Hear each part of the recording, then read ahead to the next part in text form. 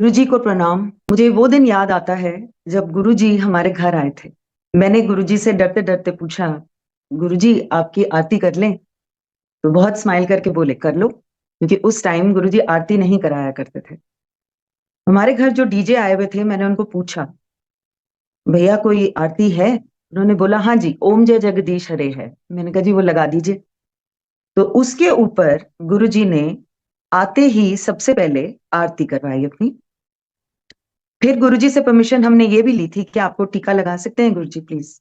उन्होंने इजाजत दी। तो गुरुजी को टीका लगाया और आरती करी। और उसके बाद सारी संगत बैठ गई। गुरुजी के लिए जल लाया गया, जो गुरुजी ने ग्लास वहीं रख लिया। और वो हमेशा हाथ पोंछने के लिए एक हैंड टॉवल अपनी कुर्सी या सोफे पे जिस पे भी बैठते थे उस पे रखते थे। फिर चाय गुरुजी को अर्पण करी गई, जो कि गुरुजी ने सिप लेके चाय प्रसाद बना दिया। और जैसे गुरुजी ने पीना शुरू करा, उन्होंने इशारा करा कि संगत में भी बांट दिया जाए। उस जमाने में सिर्फ चाय प्रसाद ही होता था, साथ में स्नैक्स नहीं होते थे।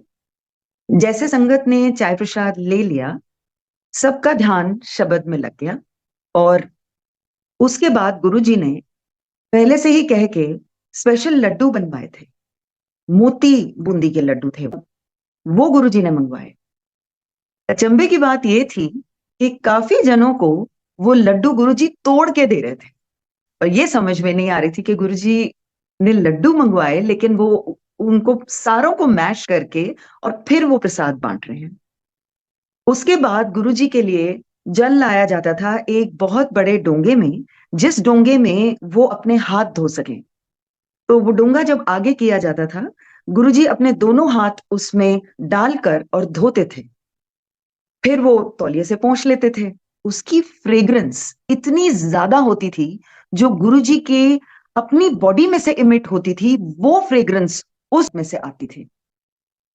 उसके बाद गुरुजी सबको लंगर खाने के लिए उठा देते थे और उसके बाद आज्ञा दे देते थे। तो जब गुरुजी के लिए थाली आई, तो गुरुजी ने मुझसे ये कहा कि एक खाली प्लेट लेकर आ और एक रोटी उसमें रख दे, एक एक चम्मच सब्जी दाल वो भी रख दे। और जहाँ रसोई में ना कहीं ऊपर की जगह जहां कोई हाथ ना दे सके, तो उधर जाके रखा। बताया गुरुजी ने कि जब संगत के बाद सारी संगत घर चली जाएगी, तो इस घर में जितने मेंबर हैं वो आपस में एक एक गराई उसको तोड़ के और वो ग्रहण कर लें। दूसरी रोटी जो गुरुजी को अर्पण करी थी, गुरुजी ने बोला, बिना देखे जा इसको लंगर में डाला। तो मैंने ऐसा किया और वापस मैं गुरुजी के पास आई। मैंने बोला, गुरुजी आप क्या खाएंगे फिर? तो उस जमाने में हमारी मदर इन लॉ पूरे हो चुके थे। तो गुरुजी ने बोला, एक फुल्का दरानी, एक फुल्का जिठानी, दोनों एक एक लेकर आओ और मैं ग्रहण करूंगा। और फिर हमने ऐसा ही किया और गुरुजी ने उसको ग्रहण किया। जहां गुरुजी बैठे थे, उन्होंने पहले ही मुझसे पूछ लिया था मुझे कहाँ बिठाएगी। तो नेचुरली घर के अंदर मैंने बताया, गुरुजी ड्राइंग रूम में। तो उन्होंने बोला, वहां रोशनी है? मैंने कहा, हाँ जी है, अभी हाल ही में लाइट बदलवाई है।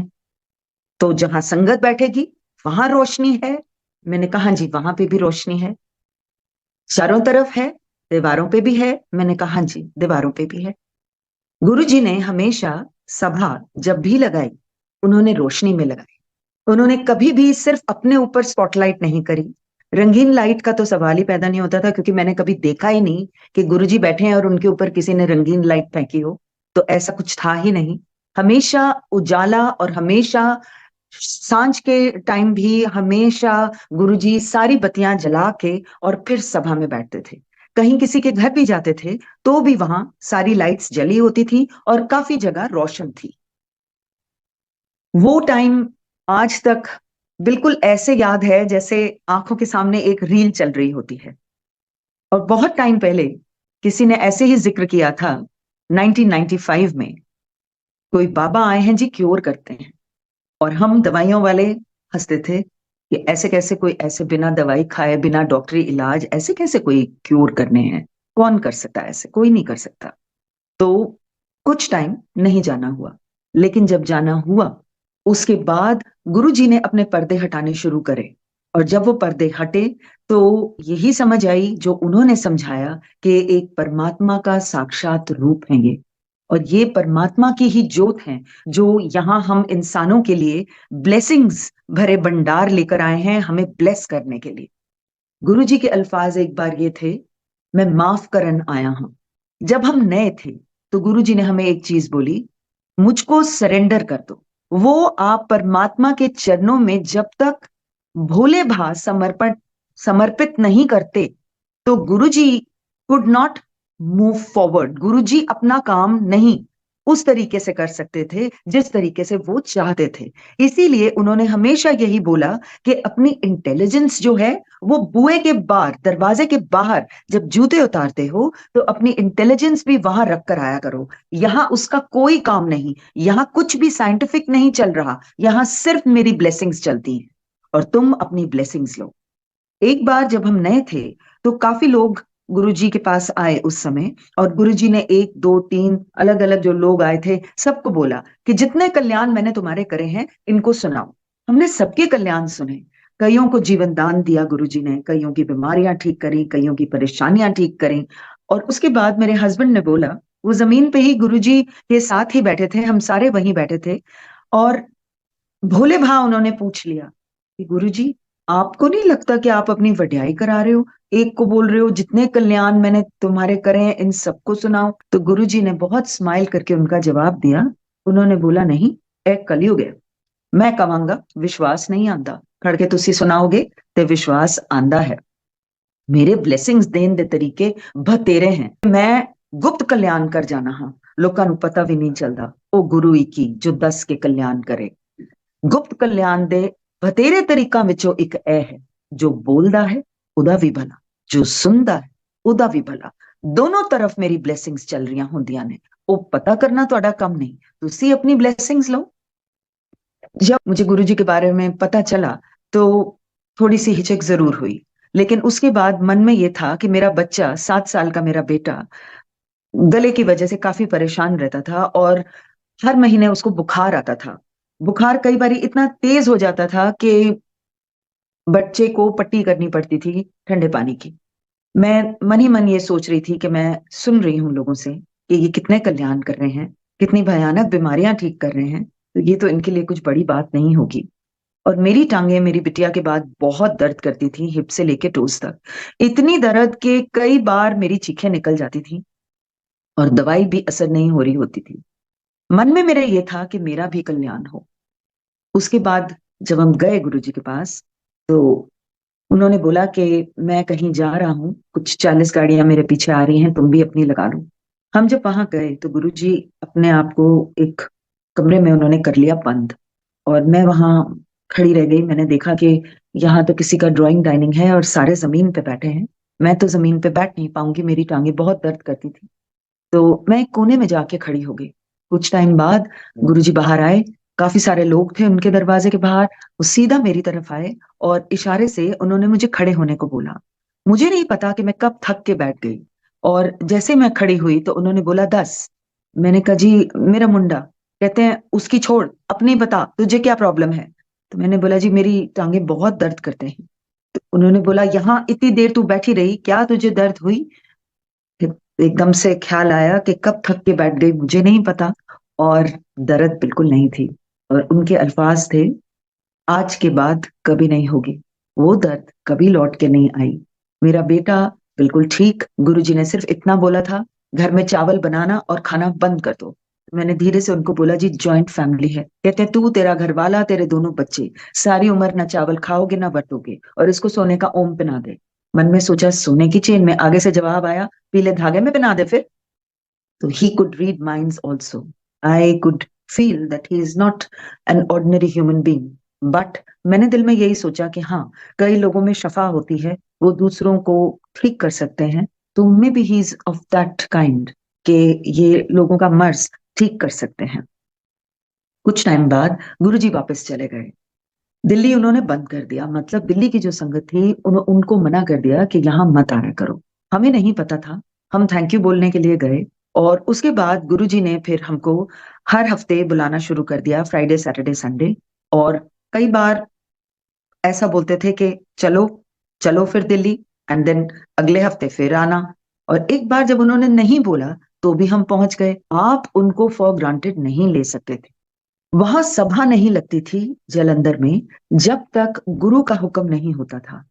तो कई बार गुरु जी कुछ लोगों को ही अंदर आने की आज्ञा देते थे, और कई बार एकदम से लोगों का आना शुरू हो जाता था और गुरुजी बोलते थे कि आने दो। देखते ही देखते पूरा दरबार भर जाता था।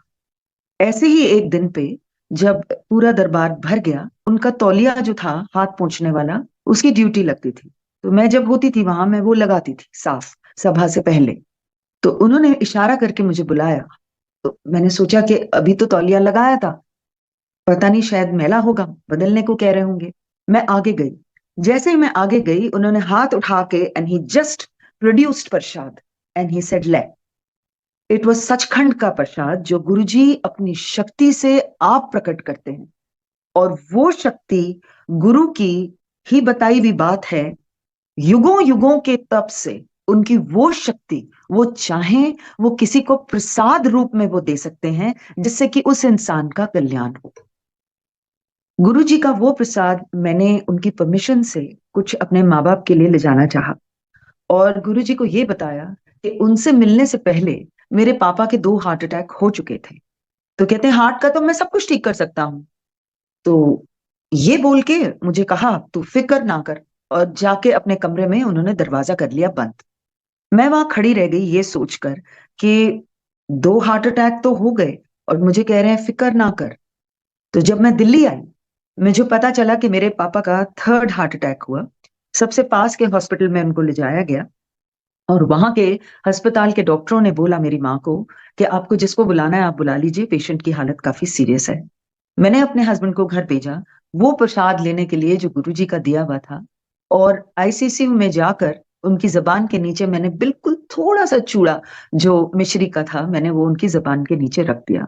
मेरे पापा अनकॉन्शियस थे। जब उनके अपने डॉक्टर उस अस्पताल पर पहुंचे और उन्होंने बोला कि ईसीजी निकालिए, उन्होंने वहां के जितने डॉक्टर्स थे सबको बुला के झाड़ दिया कि ये डाइजेशन का केस आईसीसीयू में क्या कर रहे हैं। तो डॉक्टर्स ने उनको वो रिपोर्टें दिखाई जब पेशेंट वहां लाया गया था, जो कि बहुत सीरियस थी, और ईसीजी काफी बिगड़ी हुई थी। पापा को जब डिस्चार्ज मिला, हम भागे जलंधर गुरुजी के पास उनको थैंक यू बोलने के लिए। जैसे ही हम अंदर आए तो एक जाली का दरवाजा होता था वहां पे, और जैसे ही उसको खोला, देखा कि 10 लोगों के साथ गुरुजी जमीन पे बैठे हुए हैं। मैं जैसे ही अंदर आई, मुझे कहते हैं आ जा फिर, जितने कल्याण मैंने तेरे करे हैं ना इन सारों को बता, और प्यो दा लेटेस्ट भी दस दे। मैं उनको क्या बताने जा रही हूँ, उनको तो पहले से ही पता था। और इसीलिए शायद उन्होंने मुझे ये बोला था तू फिक्र ना कर। 5 साल मुझे गुरुजी ने बिना दर्शन के रखे। बाद में मुझे बताया गया कि कुछ कल्याण ऐसे होते हैं मैं पास रख के कल्याण नहीं कर सकता। मैं अपने इंसान की जूनी में जो आया हूं, मेरी इस जूनी की कोई मर्यादा है, और उस मर्यादा का मैं भी उल्लंघन नहीं कर सकता। तो कुछ केसेस के लिए, जैसे कि मेरा था, उन्होंने ये ठीक समझा कि मुझे दूर रखा और मेरा कल्याण किया। जब 5 साल पूरे हो गए, मैंने अरदास करी, मैं किसी से आपकी कोई तस्वीर नहीं मांगूंगी गुरुजी, आप कुछ भी करके मुझे एक फोटो दो। गुरुजी की फोटो कभी भी मैगजीन में, न्यूज़पेपर में देना मना था गुरुजी के ही हुक्म से। लेकिन फिर भी एक फोटो आई, और उसी मैगजीन में आई जो मेरे हस्बैंड लेते थे। वो पन्ना निकाल के मैंने बेड साइड ड्रॉर में रख लिया था, और मैं हुक्म की वेट कर रही थी। एक दिन मैं अपने काम से वापस आई, और मेरा बिल्कुल सांस उखड़ गया। ना मैं ठीक से ब्रीद इन ना ब्रीद आउट कर पा रही थी। और सिर्फ हस्बैंड और मदर को फोन करा, कांट ब्रीथ, इतना ही बोल पाई। बेटा ऑक्सीजन सिलेंडर लेने भागा था, बेटी नेबर के घर के मेंबर्स इधर उधर भाग रहे थे, हेल्प करने की पूरी कोशिश कर रहे थे। और तब जब मैं अकेली थी उस कमरे में, मैंने वो फोटो निकाली गुरुजी की, और गुरुजी की फोटो से अरदास करी, गुरुजी मैनू सा नहीं आ रहा। और बड़ी अजीब सी सेंसेशन मेरी गर्दन के पीछे हुई, और मुझे ऐसा लगा जैसे किसी ने मुझे सांस दिया। गुरुजी ने ही मुझे बताया था, दूर बैठा कोई मेरे कोल नहीं आ सक रहा, ते जे मेरी फोटो नाल भी वो गल कर ले, मैं सुनना। और दूसरी बात उन्होंने ये एक बारी बोली थी, जब अंत आंदा है करदा, कोई भी मैंबर कम नहीं आंदा चाह के भी, सिर्फ गुरु कम आंदा है, सिर्फ गुरु गति दे सकता है। तो गुरु में ही इतनी शक्ति होती है कि वो आपको मरने से भी बचा सकते हैं। गुरु जी का ये कहना था, गुरु बहुत सालों के तप से गुरु बिल्कुल रसे होते हैं, और वो अगर अपनी कमाई में से निकाल के किसी को जीवन दान देना चाहें तो वो दे सकते हैं, और ये शक्ति गुरु जी में है। Underline that. अगर कोई ये मुंह से निकाले कि अब तो गुरु जी है नहीं, तो आप फिर गलत बोल रहे हैं, क्योंकि गुरुजी हैं। गुरुजी आज भी हमारा एक एक बोला हुआ अल्फाज सुन रहे हैं, एक एक करी हुई चीज देख रहे हैं, और हर चीज को मॉनिटर खुद कर रहे हैं। अगर हम ऐसे सोच लें कि जी गुरु को नजर ही नहीं आता, तो वो गलत। गुरु को सब नजर आता है, गुरु सब कुछ देख सकता है, और गुरु सब कुछ ठीक कर सकता है। गुरुजी हमेशा कहते थे, लाइफ में अप्स एंड डाउन्स आएंगे, लाइफ में अप्स एंड डाउन्स गुरु की ही हेल्प से, आपके ही प्रेयर से वो अपने आप ठीक होता चला जाएगा। गुरुजी ने बहुत साल पहले मुझे जब पहले मेरी लेग्स के लिए ब्लेस किया था, he had given me a beautiful blessing of having a school of my own, और मैंने उनको उसी टाइम कॉन्ट्रडिक्ट करा और बोला, नहीं, आपको गलत फहमी है, मेरा कोई स्कूल नहीं है, मेरी मम्मा स्कूल चलाती हैं, स्कूल उनका है, मैं कुछ नहीं करती गुरुजी। तो ही सेड, नहीं, तेरा अपना है, मैं देख लेता है। जब मैं उनको थैंक यू बोलने जलंधर गई, वहां पे उन्होंने एक जेंटलमैन के साथ मुझे बिठाया और मुझे बोला, जो मैंने तेरे को स्कूल की ब्लेसिंग दी है, एनु दस। और फिर वो कमरे से बाहर चले गए। मैं और अंकल वहां बैठे रह गए, और मैं उनको देख के हंसने लगी कि मुझे तो बिल्कुल विश्वास नहीं था कि ये गुरुजी ने ऐसे बोला है, और इट कांट बी पॉसिबल। गुरुजी वापस आए कमरे में, और जहां हम दोनों जमीन पे बैठे थे वहीं पे बैठ गए, और उंगली ऐसे करके मुझे बोलते हैं, गुरुआं दी गल पत्थर दी लकीर होंदी है। हम सबके पास गुरु है, और जिसके पास गुरु है उसकी झोली हमेशा भरी रहती है, कभी खाली नहीं है, भरी है। अपने आप को हमने यही पॉजिटिव टॉक देनी है, क्योंकि गुरु जी ने ये सिखाया था कि पॉजिटिव सोचने से आपके जो भी सर्कमस्टांसेस हैं वो पॉजिटिव होना शुरू हो जाते हैं। तो पॉजिटिव सोच के ही हमें आगे चलना है। And the blessing that Guru ji gave us was ओम नमः शिवाय, शिव जी सदा सहाय, जिसमें उन्होंने बताया, शिव ओम मैं हूं, ये करके गुरु जी ने बताया। एक टाइम याद आता है जब गुरु जी ने, he had taken us somewhere, and वहां पे उन्होंने मुझे ये बोला कि इस शॉपकीपर को बोल कि अपना रेट डाउन करे। तो एक शॉल की दुकान थी, तो वहां पे एक कश्मीरी भाई थे, शॉल बेच रहे थे। तो गुरुजी ने बोला कि नेगोशिएट विद हिम। तो शुरू में तो मुझे थोड़ी झिझक हुई, but then Guruji push me forward कि नहीं, जा, कम करा। क्योंकि गुरुजी खड़े थे तो मुझे थोड़ी सी वो बार्गेनिंग करने में थोड़ी सी शर्म आ रही थी। एंड बार्गेनिंग के बाद गुरुजी ने मेरे को धीरे से बोला, एनु क्या है, अगर ये डिस्काउंट देता है तो इसको 100 गुना होकर आएगा। तो मैंने उनको यही बोला। खैर, उन जेंटलमैन ने डिस्काउंट बहुत अच्छा दिया। अगली दुकान में गए। जब अगली दुकान में गए तो वहां पे भी वो भाई थे जो डिस्काउंट देने के लिए बिल्कुल राजी नहीं थे और अड़े हुए थे अपने रेट पे। तो फिर से गुरुजी ने मेरे को बोला, एनु क्या कम करे। तो धीरे से मैंने बोला, इसको गुरुजी फिर 100 गुना नहीं, एनु सिर्फ 10 गुना, एनु 100 गुना नहीं। सो आई वाज, मतलब उनका जो अपनी ही रूहानियत थी, जिस तरीके से वो जिसको ब्लेस कर रहे थे, कोई एक सेट रूल नहीं था। वो कभी भी किसी को कहीं भी ब्लेस कर सकते थे। मेरे पापा को बताया गया कि उनको लिम्फोमा है, cancer of the lymph glands, और अस्पताल वालों ने कुछ ऐसा बताया, इनडेफिनेटली 3 महीने, मैक्सिमम 6 महीने। खैर, रिपोर्टें इधर उधर ले जाई गई, लेकिन जवाब यही आता था, maximum 6, minimum 3, not more than that. हमें पता चला कि गुरुजी आए हुए हैं दिल्ली। उस समय कोई बड़े मंदिर की स्थापना नहीं हुई थी, तो जहां गुरुजी थे वहां आपको आज्ञा लेके अंदर जाना पड़ता था। हम जब अंदर गए तो वहां देखा कि कोई भी नहीं है। हम बड़े आराम से गुरुजी से बात कर सकते थे, क्योंकि वो जमाना था जब गुरुजी कहते थे कि अरदास मुंहों कड्डो।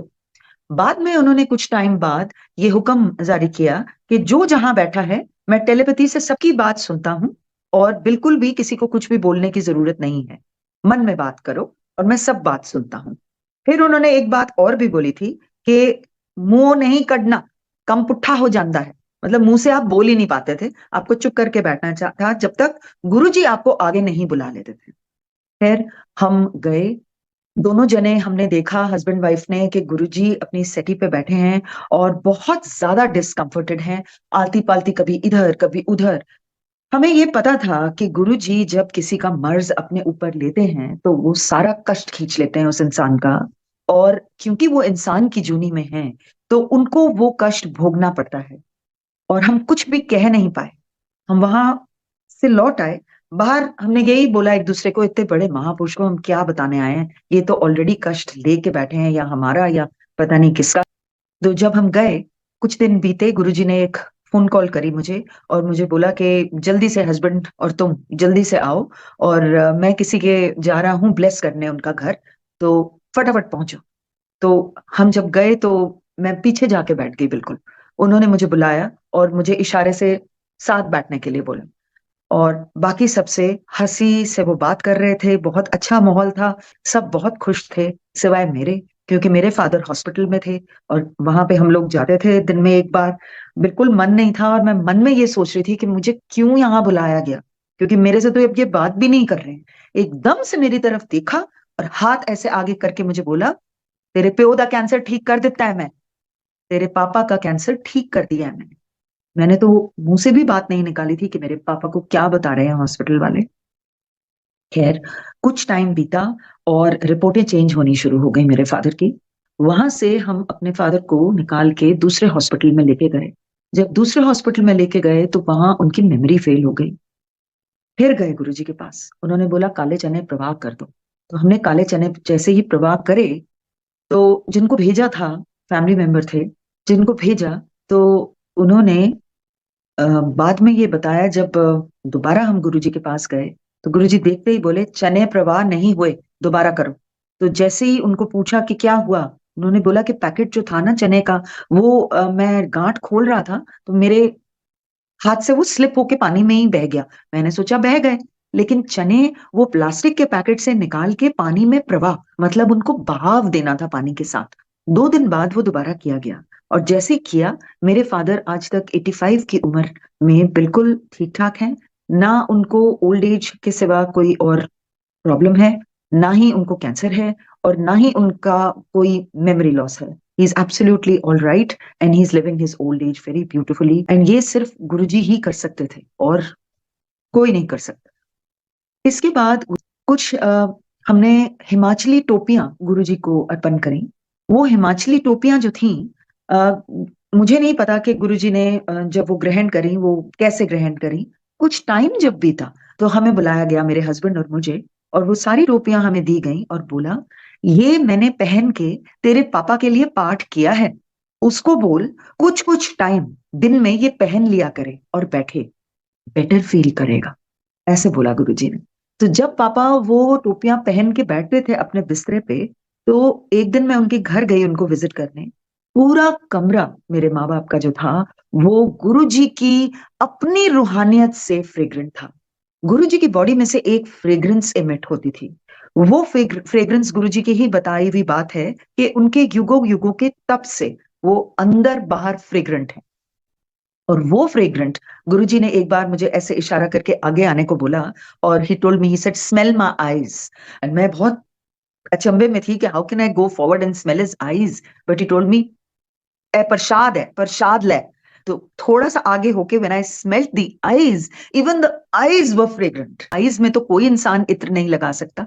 It was beautiful, it was heavenly, I have, it was indescribable, I really do not have words कि वो किस टाइप की वो फ्रेग्रेंस थी। और मैंने अपने माँ बाप को पूछा कि आपको ये फ्रेग्रेंस आती है, तो दोनों ने स्माइल करके बोला हाँ, गुरु होते हैं ना यहाँ। एंड गुरु जी को मैंने एक बार बोला कि गुरु जी मैं शिरडी साईं की भक्त हूँ, तो उन्होंने मुझे आगे से जवाब दिया, ओ सी, मैं हाँ, मीनिंग जोत एक ही है। इसे तू कहीं भी अरदास कर ले, किसी भी डेटी के आगे, किसी भी रिलीजन में कहीं भी खड़ी होके तू अरदास कर ले, तेरी सारी अरदास एक ही भगवान को आके परवान होती हैं, क्योंकि भगवान एक है।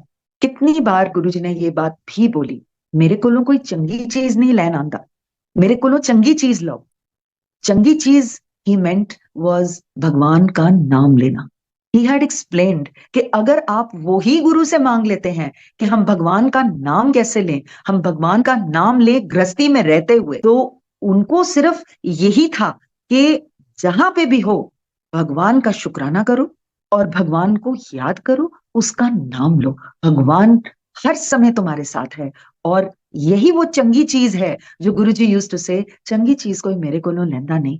हर जना अपना कम करान आ जाता है कि जो भी किसी का काम हो, चाहे वो मर्ज ठीक कराना हो, चाहे वो कोई अपनी कोई दफ्तरी काम हो, या कोई भी काम हो, या फैमिली का कुछ काम हो। एक बार गुरु ने बताया कि कर्म जे तुहाडे चंगे ते तुसी मटीरियलिज्म हर चीज भोगो, कोई मनाही नहीं है।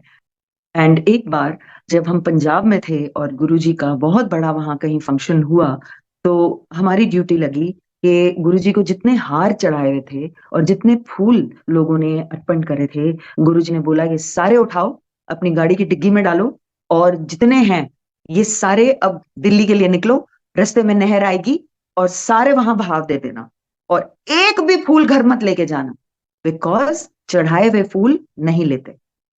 लोगों ने वो फूल गुरु जी को चढ़ाए, पता नहीं उसमें क्या होगा, लोगों का दुख, लोगों का दर्द जो गुरु ने खींच लिया उस फॉर्म में, और उनको अपनी ब्लेसिंग्स दी।